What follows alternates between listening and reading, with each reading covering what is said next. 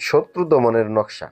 যারা দূর থেকে শত্রু দমন করতে চান, শত্রু জ্বালায় অতিষ্ঠ হয়ে গেছেন, পিঠ দেয়ালের মধ্যে ঠেকে গেছে, শত্রু প্রত্যেক দিন আপনাকে অত্যাচার করতেছে, হোক পারিবারিক দ্বন্দ্ব নিয়ে বা ব্যক্তিগত দ্বন্দ্ব নিয়ে আপনাকে অত্যাচার করতেছে।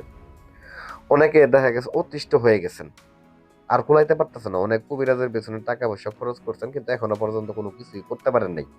আজকে এমন একটা সহজ টোটকা আপনাদেরকে আমি দেখাবো, যেটার মাধ্যমে দূর থেকেই আপনারা শত্রু দমন করতে পারবেন, শুধুমাত্র শত্রুর নাম এবং শত্রুর বাবার নাম দিয়ে, এবং স্ক্রিনে যে নকশাটা দেখতেছেন এই নকশাটার মাধ্যমে। তো অবশ্যই এই ভিডিওটা দেখার জন্য বা এই কাজটা দেখার জন্য ধৈর্য সহকারে ভিডিওটা প্রথম থেকে শেষ পর্যন্ত দেখতে হবে। আমি আব্দুর রাজ্জাক কবিরাজ আপনাদের সাথে আছি। তো অবশ্যই আমার চ্যানেলটাকে সাবস্ক্রাইব করবেন, ভিডিওতে লাইক করবেন এরকম ধরনের আকর্ষণীয় ভিডিও পেতে। তো আমি নিয়মে চলে যাচ্ছি কিভাবে কাজটা করবেন। তো প্রথমত, এটা যেহেতু একটা শত্রু দমনের কাজ, মনে রাখবেন শত্রু দমনের কাজটার ক্ষেত্রে এটা একটু রিস্কি কাজ। তো যারা করতে ভয় পান তারা এগুলো করতে যাবেন না, কারণ এটা কালো জাদুর একটা অংশ। এই জিনিস কালো জাদু যারা করতে চান না তারা আমাদের স্ক্রিনে নাম্বার যোগাযোগ করতে পারেন, আমরা ইনশাল্লাহ দায়িত্ব নিয়ে এটা সমাধান করে দেবো পরামর্শ করে। তো স্ক্রিনে যে নকশাটা দেখতেছেন এটা শনিবার অথবা মঙ্গলবারের দিন পাক পবিত্র অবস্থায় জিহ্বার মধ্যে একটা নিম পাতা নিতে হবে। জিহ্বার ভিতরে একটা নিম পাতা নিয়ে শত্রুর কথা স্মরণ রেখে কাগজের মধ্যে, সাদা কাগজের মধ্যে এই নকশাটাকে অঙ্কন করবেন, শত্রুর নাম লিখবেন, শত্রুর বাবার নামটা ভালো করে লিখে নেবেন। লিখে নেওয়ার পরে আপনারা কি করবেন, একটা পুতুল নেবেন। তো পুতুলটা অবশ্যই মাটির পুতুল বানিয়ে নিলে ভালো, তবে আপনি যদি প্লাস্টিকের পুতুল নিয়ে বিশেষ করে নকশাটা পুতুলের গায়ে অঙ্কন করে দিতে পারেন সেটা আরো ভালো। আর আপনি যদি সেটা করতে না পারেন সেক্ষেত্রে মাটির পুতুল বানিয়ে নেবেন, সেই মাটির পুতুলের ভেতরে নকশাটাকে অঙ্কন করে মাটির পুতুলের ভেতরে ঢুকাই দেবেন। তো এর মধ্যে আমি একটা কথা বলে নেই, কাজটা কিন্তু বিশ্বাস এবং ভক্তি সহকারে করতে হবে। বারবার বলতেছি, যারা কাজ করতে ভয় পান তারা এই কাজ করবেন না, আমি সতর্কতার সাথে বলতেছি, কারণ এটা একটা কালো জাদুর অংশ।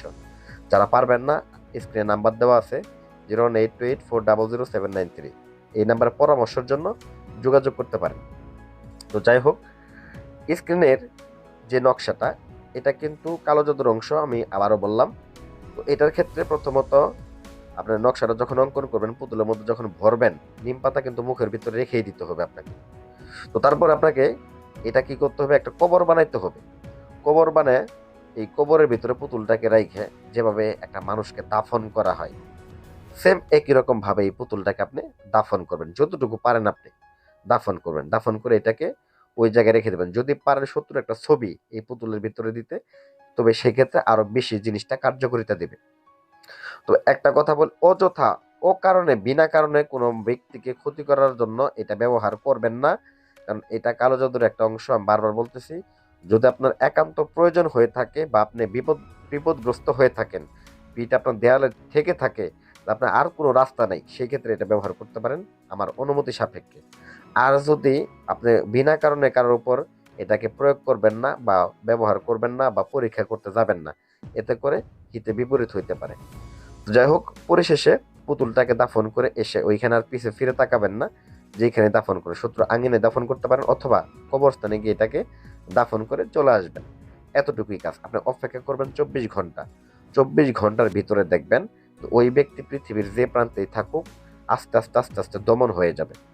এটা অত্যন্ত কার্যকরী এবং পরীক্ষিত একটা বিদ্যা। তো এই বিদ্যা সম্পর্কে আরো কোনো যদি আপনাদের জানার থাকে বা আরো কোনো কিছু খোঁজা থাকে, কমেন্ট করে অবশ্যই জানাবেন, অথবা আমার স্ক্রিন নাম্বার যোগাযোগ করতে পারেন। এবং অসাধু তান্ত্রিক থেকে সাবধান থাকবেন, বারবার বললাম, কারণ আমরা নিয়ম দিয়ে দিই এই জন্য যাতে করে নিজেদের কাজ নিজেরা করতে পারেন। আর অন্যরা নিয়ম দেয় না কেন, কারণ যাতে করে তার ব্যবসা করতে পারে। ধন্যবাদ, ভালো থাকবেন, সুস্থ থাকবেন। আসসালামু আলাইকুম রহমতুল্লাহ বারাকাতুহু।